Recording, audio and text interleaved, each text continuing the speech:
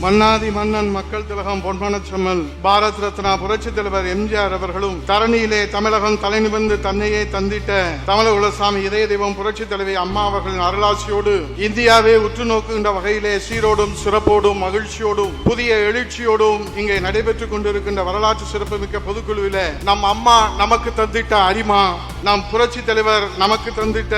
புரட்சி தமிழர் கழகத்தின் நிரந்தர பொதுச் செயலாளர் புரட்சி தமிழர் ஐயா எடப்பாடி அவர்களின் பாதம் படிந்து வணங்கி, ஒரு சாமானிய தொண்டர் இந்த நாட்டை ஆள முடியுமா என்று எழுப்பிய கேள்விகளுக்கு இருவரும் தெய்வங்களுடைய அருளாசியோடும் தமிழ்நாட்டு மக்களுடைய நல் ஆசியோடும் உங்களின் பேராதரவோடும் 4.5 ஆண்டு காலம் எதிர்ப்புகளுக்கும் துரோகங்களுக்கும் மத்தியிலே சிங்கமாக, எதிரிகளுக்கு சிம்ம சொப்பனமாக